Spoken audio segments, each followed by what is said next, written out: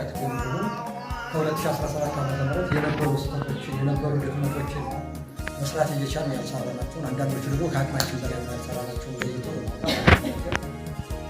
ደግሞ በዚህ ዓመት የተጠናቸውና በአጠቃላይ ዓመቱ የምንሰራቸው የምናስባቸው የታሰቡታቸው ምክሮች ዝርዝር ባለው ተቀርቦ በደንብ ከዚህ አኳያ አጋር አካላት በጣም ወሳኝ ነው። ወደ ግራ ወደ ቀኝ ለወደታች ካለው ጋር አብሮ ካልተሰራ በጋራ ካልተሰራ ስህተቶች ብቻውን ሊያከናውኑ ብቻውን ሊጨርሱ ይችላል። ብዙ አይነት ነገር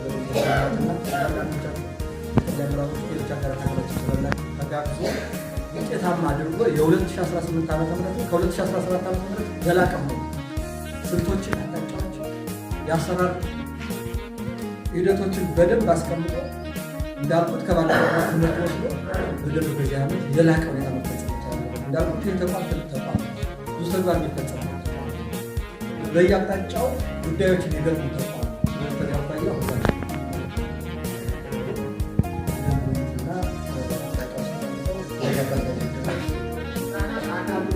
አረጋውያንና ሌሎች ተጋላጭ የህብረተሰብ ኢኮኖሚያዊ ማህበራዊ ተጠቃሚነትን ማረጋገጥ የቦታችንን ተግባር ይሆናል ማለት ነው።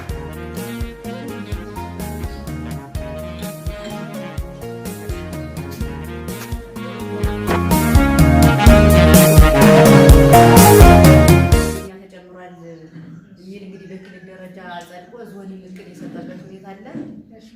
ወጣቶች ሲጨመር ደግሞ በቃ ወደ 90% የሚሆነውን የማህበረሰብ ክፍል የምንሸፍንበት ወይም ደግሞ የምናገለግልበት ተቋም ነው ማለት ነው። ይህ ደግሞ ሲሆን ከዚህ ያለነውን አጋር አካላቶች ይዘን አብዛኛዎቻችን በአጋር የምንገናኝ ተደጋግፈን የምንሰራ ከትምህርት ጋር ከጤና ጋር ከፍትህ አካላቶች ጋር የቀበሌ አስተዳዳሪዎች፣ የቀበሌ ሙያተኞች አሉ፣ የሴት አደረጃጀቶች፣ የአረጋውያንና የአካል ጉዳተኛ ማህበር አመራሮች እነሱ ጋር አብረን ተደጋግፈን ተግባራትን የምንሸክፍበት ስለሆነ በዚህ መንገድ ነው እንግዲህ ዘርዘር ብሎ ሰፋ ብሎ የቀረበው።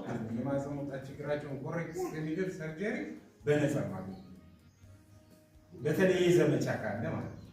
ከዛ ውጭ ግን አንድ በዚሁ ማስተላልፈው የማህፀን በር ማለት የማህፀን መውጣት ችግር ያለባቸው ሴቶች ጤና መድን በተለይ ካላቸው በማንኛውም ሰዓት እንደሚሰራ ሆስፒታሉ እንትን ብሏል።